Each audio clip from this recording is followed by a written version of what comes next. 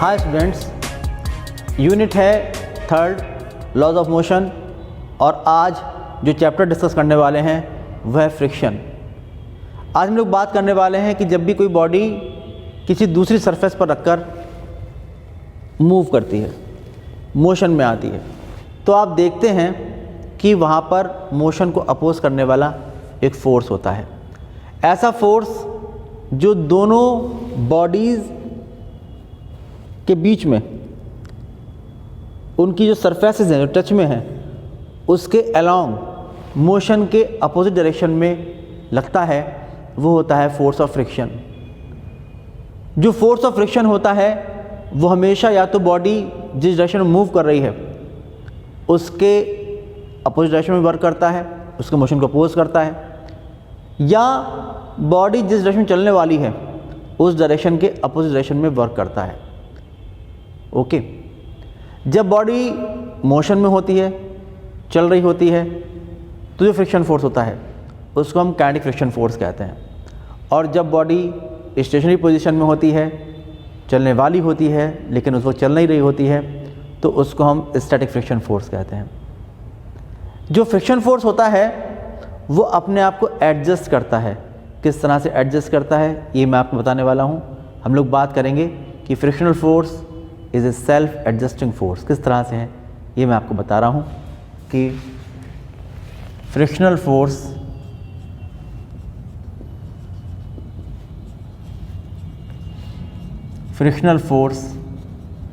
Is a self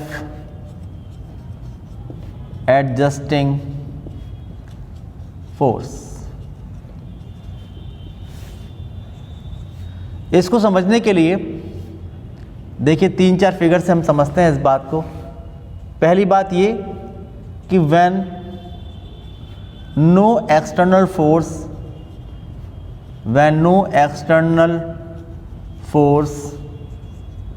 is applied on the body,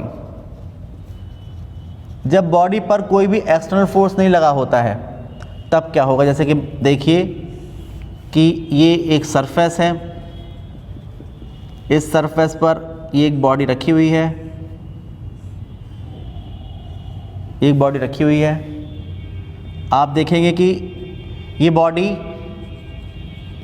एक force लगाएगी mg इस surface पर, और इतना ही रिएक्शन फोर्स इस पर लगेगा इन द अपवर्ड डायरेक्शन, ये रिएक्शन फोर्स होगा। और आप जानते हैं कि रिएक्शन फोर्स mg के इक्वल होगा। सिस्टम पर जो एक्शन और रिएक्शन है वो इक्वल एंड अपोजिट हैं, नेट फोर्स 0, तो ये बॉडी यहाँ पर रुकी रहेगी, ये आप जानते हैं। और इस केस में जो फ्रिक्शनल फोर्स होगा वो कितना होगा, 0। फ्रिक्शनल फोर्स, इसको हम स्मॉल f से रिप्रेजेंट कर रहे हैं, ये 0 होगा। अब ये होता है कि आप सम फोर्स, थोड़ा सा फोर्स अप्लाई करते हैं। When some external force is applied along the plane। अब ये हुआ कि ये रखी हुई थी बॉडी इस सरफेस पर, ये रखी हुई बॉडी, जो mg वर्क करेगा ये इस डायरेक्शन वर्क करेगा, और आपने एक थोड़ा सा फोर्स अप्लाई कर दिया, ये फोर्स आपने अप्लाई कर दिया, एक्सटर्नल फोर्स कैपिटल F से रिप्रेजेंट कर रहे हैं। लेकिन बॉडी जो है वो मोशन में नहीं आई, अभी चल नहीं पाई। आपने जब इस बॉडी पर एक फोर्स अप्लाई किया, इस डायरेक्शन में इस तरह से अप्लाई किया, तो ये बॉडी चल नहीं पाई। ये बॉडी चल क्यों नहीं पाई, तो आप जानते हैं ट्रायंगल लॉ अगर हम यूज़ करें तो आप देखेंगे कि भाई ये पहले एक फोर्स ये लगाया आपने F, एक फोर्स देखिए ये लगा है F, जहाँ पर ये ख़त्म हुआ वहाँ पर एक फोर्स लग रहा है mg इस डायरेक्शन में, और बॉडी चल नहीं पा रही है, तो नेट फोर्स कितना हो गया, 0। तो इसका मतलब ये हुआ नेट फोर्स 0 तब वो जब ट्रायंगल कंप्लीट हो जाएगा। इसका मतलब कि एक फोर्स ये लगे, ये फोर्स कौन सा है? ये है रिएक्शन फोर्स। अगर हम लोग ऐसा करते हैं कि इस रिएक्शन को मैं मानता हूँ कि ये रिएक्शन जो है ये है P, सपोज़ ये रिएक्शन है P, ये मानता हूँ मैं, यहाँ पर भी इसको हम P मान लें तो ज़्यादा बेटर रहेगा। रिएक्शन फोर्स है P। तो अगर रिएक्शन फोर्स P है तो आप देख रहे हैं कि ये वर्टिकली अपवर्ड नहीं है, नॉर्मल नहीं है, ये नॉर्मल नहीं है, बल्कि नॉर्मल से किसी एंगल पर इंक्लाइन हो गई है। ये जो P है ये नॉर्मल से किसी एंगल पर इस तरह से इंक्लाइन हो गई है कि वेक्टर F और वेक्टर mg का जो रिजल्टेंट है ये इसको न्यूट्रलाइज कर रही है। ये इसके इक्वल एंड अपोजिट है, ये इसके इक्वल एंड अपोजिट है ये P। जब ये इसके इक्वल एंड अपोजिट होगी तो आप देखेंगे कि वर्टिकल से ये एंगल बनाएगी थीटा। सपोज जब ये एंगल थीटा बनेगा तो आप देखेंगे इस P कंपोनेंट हम लोग कर सकते हैं, एक कंपोनेंट इस तरफ और एक कंपोनेंट इस तरफ। जो कंपोनेंट वर्टिकल कंपोनेंट होगा ये, इसको हम कहते हैं नॉर्मल रिएक्शन, इसको हम R से रिप्रेजेंट करते हैं, इसलिए मैंने यहाँ पर P मान लिया है। इसको हम R से रिप्रेजेंट करते हैं और इसका जो कंपोनेंट होगा along the plane, horizontal component जो होगा इसका, जो इसका हॉरिजॉन्टल कंपोनेंट होगा ये फोर्स ऑफ फ्रिक्शन, ये F, क्योंकि पोजीशन कैसी है स्टैटिक, इसलिए स्टैटिक फ्रिक्शन फोर्स Fs को रिप्रेजेंट करेगा। अब आप देखेंगे ये R है, ये जो R है ये इस mg को बैलेंस कर रहा है और जो F है ये Fs के इक्वल हो गया। तो आप देखिए कि जितना आपने एक्सटर्नल फोर्स अप्लाई किया, जितना आपने एक्सटर्नल फोर्स अप्लाई किया है F, उतना ही फ्रिक्शन फोर्स लग रहा है अपोजिट डायरेक्शन में, इसलिए इस बॉडी का मोशन जो है अलोंग द प्लेन नहीं हो पा रहा है, इसलिए Fs क्या है? Static frictional force. इसको आप कहेंगे कि ये है स्टैटिक फ्रिक्शनल फोर्स।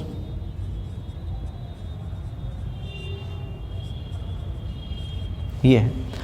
जैसे जैसे आप बढ़ाते जाएंगे इस फोर्स को, अगर आपने इसको बढ़ाना शुरू किया तो जो ये जब आप बढ़ाओगे तो आप देखेंगे कि रिजल्टेंट से बढ़ेगा, तो जो P का इंक्लिनेशन है वर्टिकल से वो बढ़ेगा।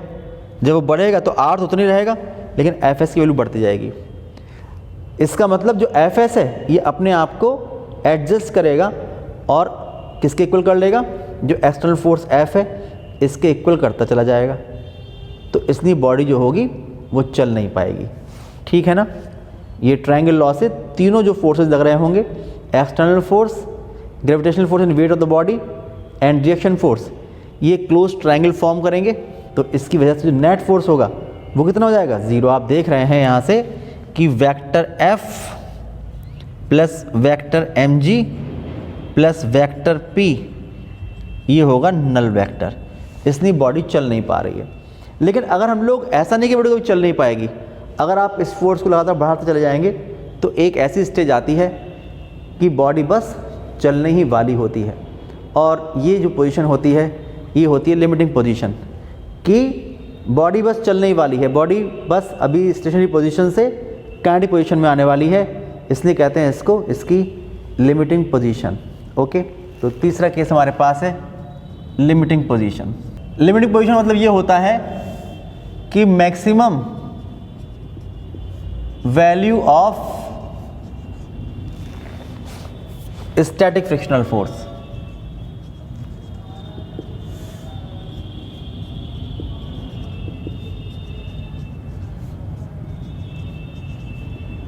ये इसका मतलब होता है। क्या हुआ कि आप देखिए कि ये बॉडी रखी हुई थी यहाँ पर, इस सरफेस पर ये बॉडी रखी हुई थी, mg ये इसका वेट है। अब आप लोगों ने फोर्स लगाना शुरू किया, जब फोर्स लगाते गए बढ़ाते गए इस फोर्स को, तो आप देखेंगे कि एक ऐसी पोजीशन होगी बस बॉडी चलने वाली है। तो जब वो बॉडी चलने वाली है तो उस वक्त आपने इस पर एक मैक्सिमम एक्सटर्नल फोर्स अप्लाई कर दिया और बॉडी बस चलने वाली है।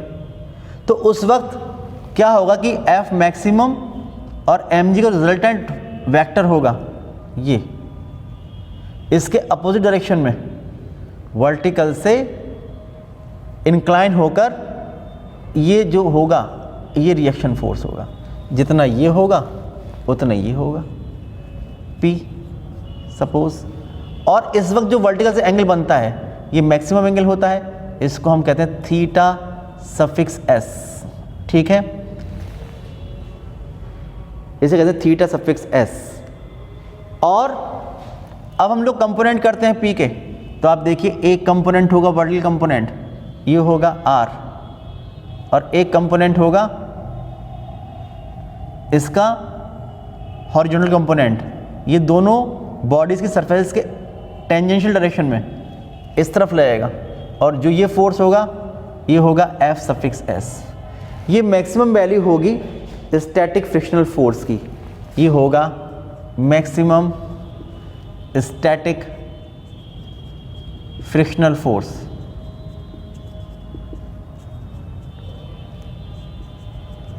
जिसको हम लिमिटिंग फ्रिक्शन फोर्स भी कहते हैं, लिमिटिंग फ्रिक्शन फोर्स ये भी कहते हैं। और जो रिएक्शन फोर्स वेक्टर P होता है ये वर्टिकल से जितना एंगल आप देख रहे हैं बन रहा है थीटा s, इसको हम एंगल ऑफ स्टैटिक फ्रिक्शन कहते हैं। जो थीटा s है इसे हम लोग कहते हैं एंगल ऑफ स्टैटिक फ्रिक्शन, ये कहते हैं। अगर इसके बाद ज़रा सा भी आप फोर्स लगाओगे तो बॉडी चल जाएगी, अभी नहीं चल रही है क्योंकि अभी तो आप देख रहे हो कि जो R है ये mg को बैलेंस कर रहा है, जो F मैक्सिमम है ये Fs को बैलेंस कर रहा है, इसलिए बॉडी अभी चलने की पोजीशन में नहीं है, लेकिन बस चलने वाली है। ज़रा सा फोर्स आप बढ़ा दोगे तो बॉडी जो होगी वो मूव करने लगेगी। अब देखिए फोर्थ पोजीशन हमारे पास आती है, वो ये है फोर्थ पोजीशन।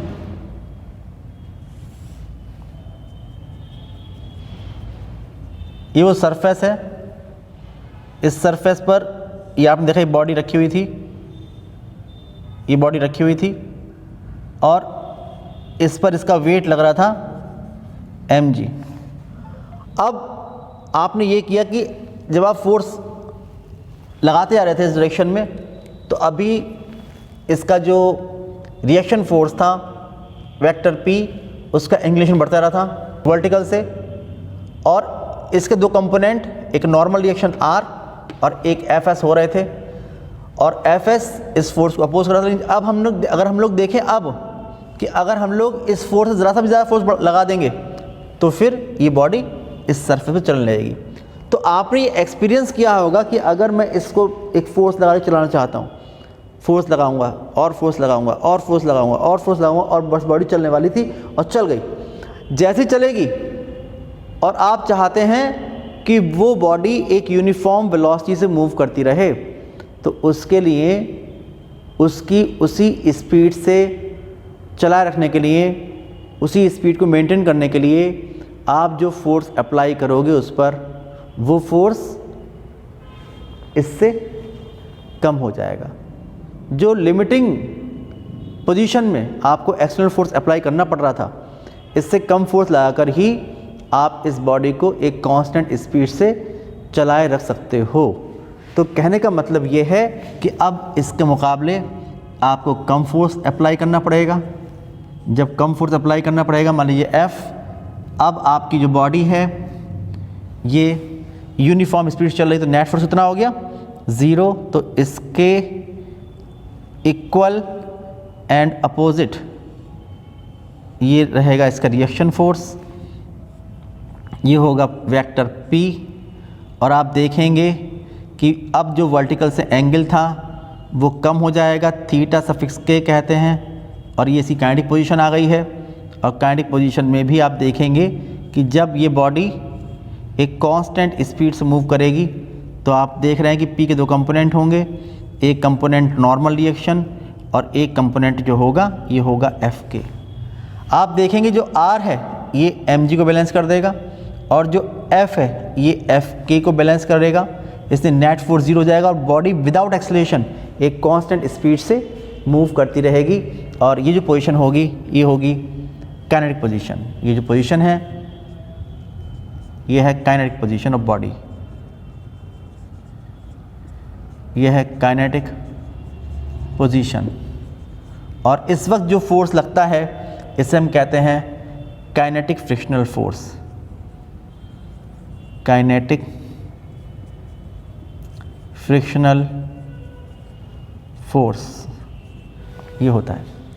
आप देख रहे हैं यहाँ पर कि अगर ये थीटा एस है तो इसके दो कंपोनेंट थे। यहाँ से आप देखें तो जो आर है ये होगा पी कॉस थीटा एस, जो एफ एस होगा ये होगा पी साइन थीटा एस। ऐसे ही अगर आप यहाँ से देखेंगे, यहाँ से देखेंगे तो P कंपोनेंट होंगे, जो R की वैल्यू होगी ये होगी P कॉस थीटा के, और यहाँ से जो F के होगा ये होगा P साइन थीटा के। यहाँ पर जो एंगल थीटा होता है ये एंगल ऑफ फ्रिक्शन, ये भी एंगल ऑफ फ्रिक्शन, लेकिन ये एंगल ऑफ स्टैटिक फ्रिक्शन या limiting friction, and this angle is called angle of kinetic friction. ठीक है, ये होता है। अब आप देखिए जो हमारे पास लॉज हैं उसके बारे में डिस्कस कर लें। Laws of limiting friction, 3 laws हैं। लॉज ऑफ लिमिटिंग फ्रिक्शन,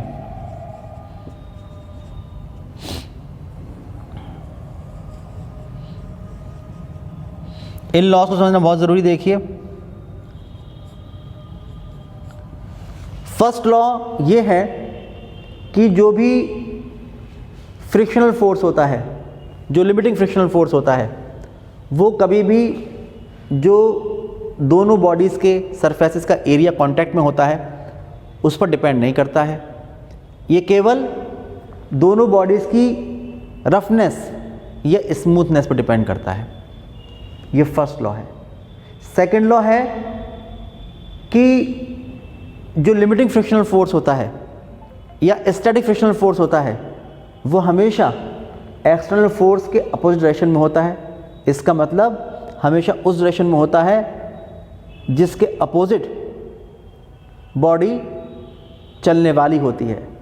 ठीक है, जिस डायरेक्शन में बॉडी में मोशन इंड्यूस्ड होता है उसके अपोजिट डायरेक्शन में लिमिटिंग फ्रिक्शन फोर्स या स्टैटिक फ्रिक्शन फोर्स लगता है।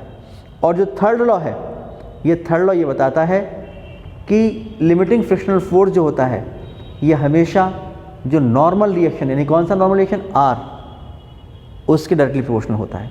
इसका मतलब ये हुआ कि F S is directly proportional to R, ये होता है।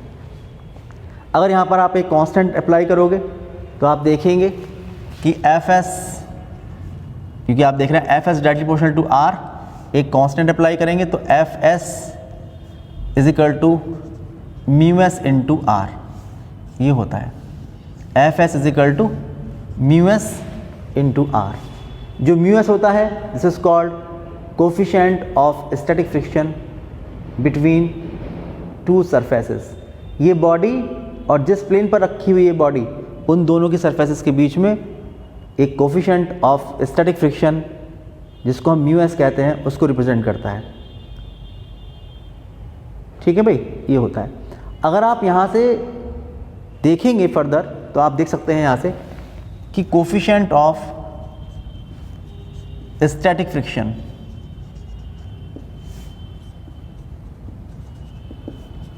ये कितना हो जाएगा, mu S is equal to हो जाएगा एफ एस अपॉन आर, ये हो जाएगा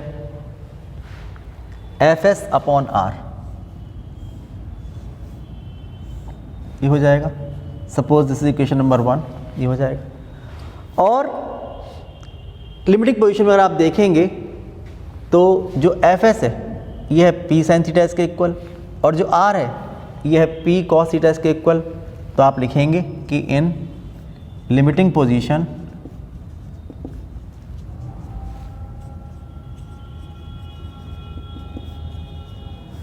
F S is equal to P sine theta S and R is equal to P cos theta S, putting these values in one, तो putting these values in one we get, तो हो जाएगा mu S is equal to F S की जगह हो जाएगा P sine theta S, P sine theta S upon यह P cos theta S, इससे कैंसिल हो जाएगा, तो mu S is equal to tan theta S. तो आप देख रहे हैं कि ये रिलेशन निकल के आता है हमारे पास। ये जो रिलेशन है ये है relation between coefficient of static friction and angle of static friction. This is the relation between, this is the relation between coefficient of static friction and angle of static friction theta S. Limiting friction भी कह सकते हैं। या आप देख रहे थे कि लिमिटिंग पोजीशन में जो एफ एस की वैल्यू होती है वो मैक्सिमम होती है और ये लिमिटिंग पोजीशन में निकल के आया है, ठीक है ना। तो आप लिखेंगे इन जनरल, अगर आपको कहना हो तो क्या कहेंगे, आप लिखेंगे कि इन जनरल तो जो एफ एस की वैल्यू होगी या तो वो म्यू एस इंटू आर के इक्वल होगी या उससे कम होगी। ये बात ध्यान रखने की, और यही वजह है कि हम कहते हैं सेल्फ एडजस्टिंग फोर्स होता है। यही वजह है कि ये सेल्फ एडजस्टिंग फोर्स होता है। जो आपने अभी ये लिखा है, ये लिखा है इस फिगर से। कौन सी फिगर से? फिगर इन केस थर्ड, ये वाली फिगर से। अब अगर आप लोग इस वाले से आते हो, काइनेटिक पोजीशन वाली पोजीशन में अगर आपको निकालना है इस तरह से, तो आप लिखेंगे in case of kinetic position of body, in case of kinetic position of body. अगर आप ऐसे ही डिस्कस करोगे तो आप देखेंगे कि जो काइनेटिक फ्रिक्शनल फोर्स होता है वो भी नॉर्मल रिएक्शन के डायरेक्टली प्रोपोर्शनल होता है, कि जो एफ सफिक्स के है that is directly proportional to normal reaction. यहाँ पर हम लोग एक कांस्टेंट लगाएंगे तो वो होगा mu k into are.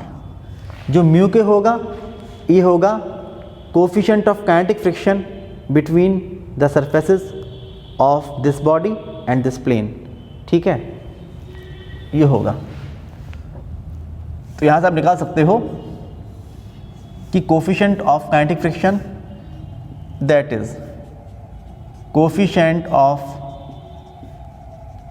Kinetic friction mu के is equal to F suffix K upon R, ये आप लिखेंगे। लेकिन आप देख रहे हैं इस फिगर से, यहाँ से आप देख रहे हैं कि जो आर है यह है P cos theta K and F K P sine theta K. आप लिखेंगे but from figure F suffix K is equal to P sine theta K and R is equal to P cos theta K. इनको put कर दीजिए इस equation number 4 में, putting these values in 4, putting these values in equation 4 we get, तो देखिए क्या मिलेगा, mu suffix K is equal to हो जाएगा P sine theta K upon P cos theta K. इससे ये कैंसिल, तो आपको मिलेगा म्यू के is equal to tan theta के।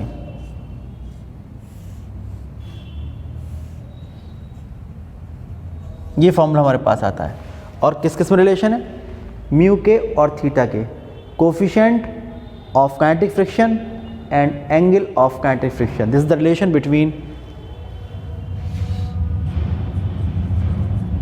This is the relation between coefficient of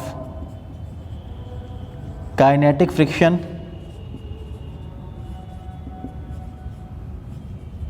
and angle of kinetic friction।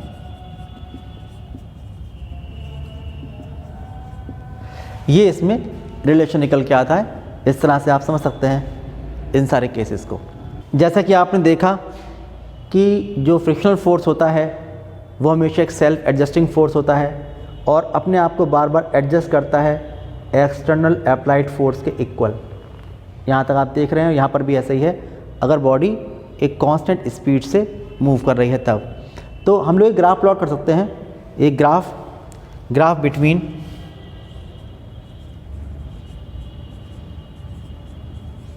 Frictional force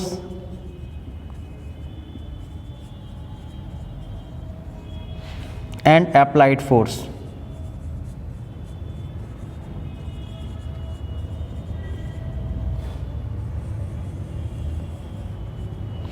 देखिए किस तरह से ग्राफ आएगा वो।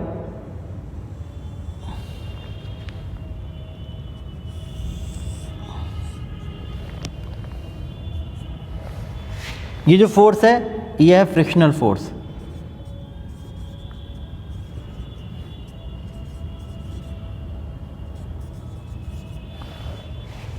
ये है फ्रिक्शनल फोर्स और ये है applied force.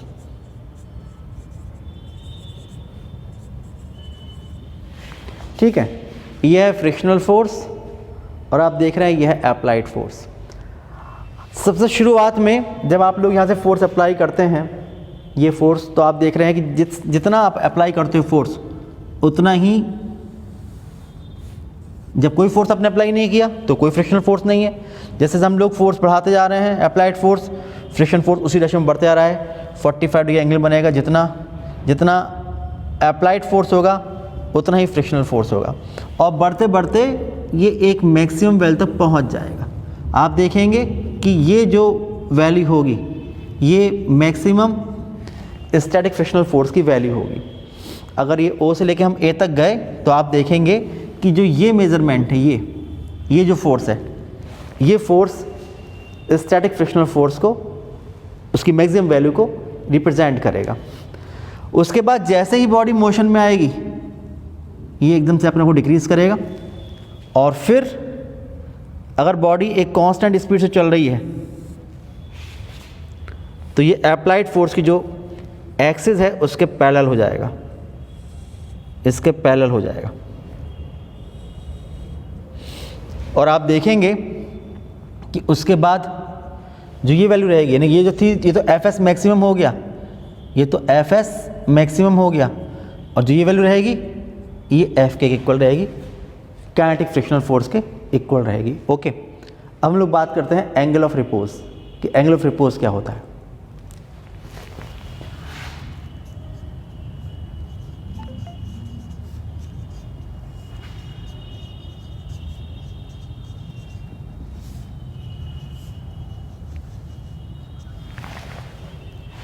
Angle of repose, देखिए ऐसा होता है कि अगर हमारे पास कोई भी एक प्लेन है, ये एक प्लेन है और इस पर एक बॉडी रखी हुई है, अगर हम लोग धीरे धीरे इसका एंगल बढ़ाते चले जाएं तो एक पोजीशन ऐसी आती है कि बॉडी उस पर बस चलने ही वाली होती है, लिमिटिंग पोजीशन में आ जाती है। तो उस वक्त जो ये प्लेन है, इंक्लाइंड प्लेन, ये जितना एंगल बनाता है हॉरिजॉन्टल से उसे उसका एंगल ऑफ रिपोज कहते हैं।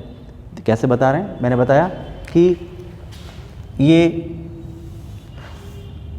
हॉरिजॉन्टल है और ये एक इंक्लाइन प्लेन है और इस प्लेन पर जो बॉडी रखी है वो लिमिटिंग पोजीशन में चलने ही वाली है बस। तो देखिए कौन कौन से फोर्सेस लग रहे होंगे इस वक्त। एक फोर्स लग रहा होगा, अगर ये एंगल थीटा है तो एक फोर्स लग रहा होगा यहाँ पर, आप देखिए mg, ये फोर्स लग रहा होगा। एक लग रहा होगा नॉर्मल रिएक्शन, ये लग रहा होगा normal reaction force. Normal reaction को मान लीजिए मैंने माना r, ये हो गया नॉर्मल रिएक्शन फोर्स। अगर हम लोग mg कंपोनेंट करेंगे तो आप देखिए कि mg कंपोनेंट जो होंगे, एक कंपोनेंट तो होगा इस डायरेक्शन में, ये होगा कंपोनेंट mg, और ये एंगल थीटा तो ये एंगल थीटा होगा mg cos थीटा, और एक कंपोनेंट होगा इस डायरेक्शन में, ये कंपोनेंट होगा, ये होगा mg sin थीटा। ठीक है, ये होगा। और जो r है, आप देखेंगे जो r है ये तो बैलेंस कर देगा mg cos थीटा को, लेकिन जो mg sin थीटा है ये इस बॉडी पर एक एक्सटर्नल फोर्स अप्लाई करेगा अलोंग द प्लेन और बॉडी को चलाएगा इस प्लेन, इंक्लाइंड प्लेन पर। लेकिन यहाँ पर टेंजेंशियल डायरेक्शन में एक फ्रिक्शन फोर्स वर्क करेगा। ये फ्रिक्शन फोर्स वर्क करेगा कौन सा, F सफिक्स S, ये वर्क करेगा। और आप जानते हैं कि जब बॉडी चलने वाली होगी, लिमिटिंग पोजीशन में होगी, तो उस वक्त क्या होगा कि जो ये Fs है ये अपनी मैक्सिमम वैल्यू पर होगा। कितना होगा, म्यू S इंटू R, इसके इक्वल होता है। ठीक है, जब बॉडी चलने वाली होगी तो जो ये Fs है ये इसके इक्वल होगा, और जो R है ये इसके इक्वल होगा। अगर आप गौर से देखेंगे तो देखिए आप समझ पाएंगे क्या होगा। उस वक्त मैंने ये कहा कि इन लिमिटिंग पोजीशन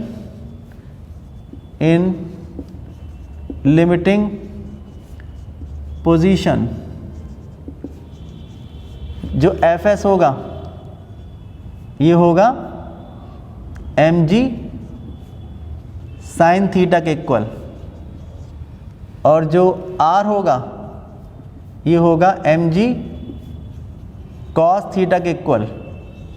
अगर आप डिवाइड कर देंगे तो इससे ये कैंसिल, mg से mg कैंसिल, तो sin अपॉन cos क्या हो जाएगा, tan theta is equal to fs upon r।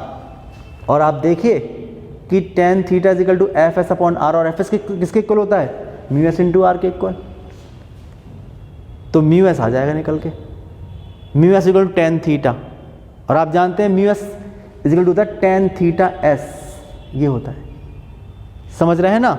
इसलिए जो ये एंगल है, एंगल ऑफ रिपोज, ये हमेशा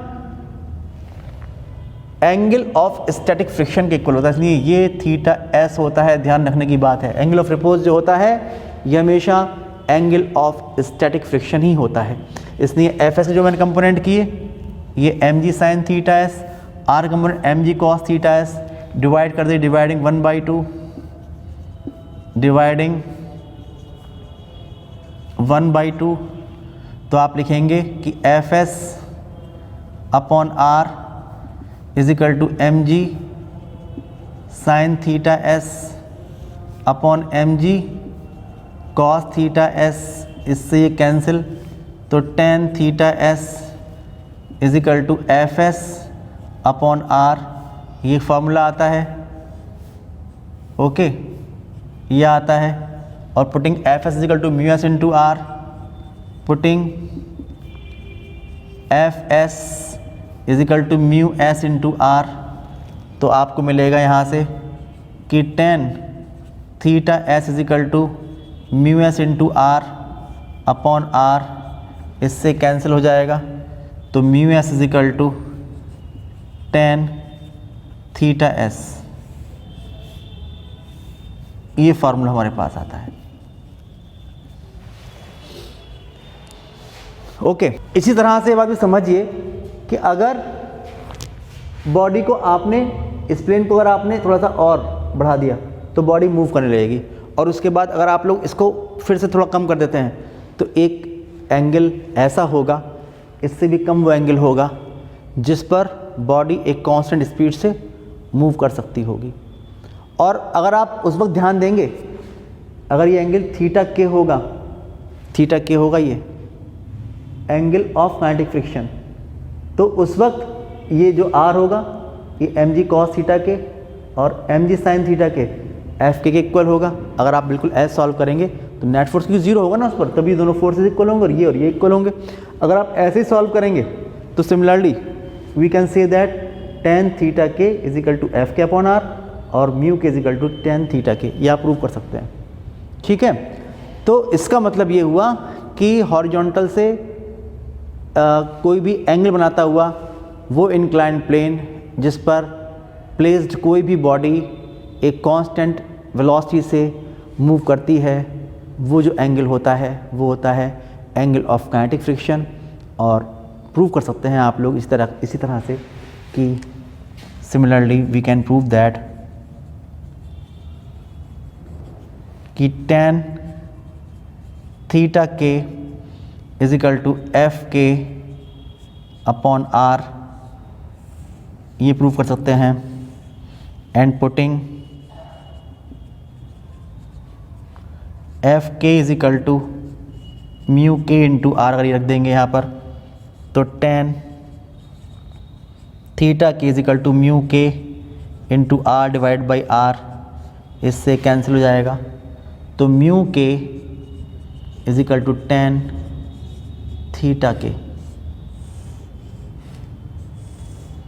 ये रिलेशन हमारे पास आते हैं।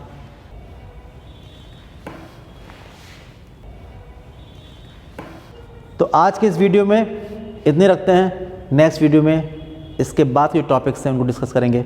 तब तक के लिए बाय बाय।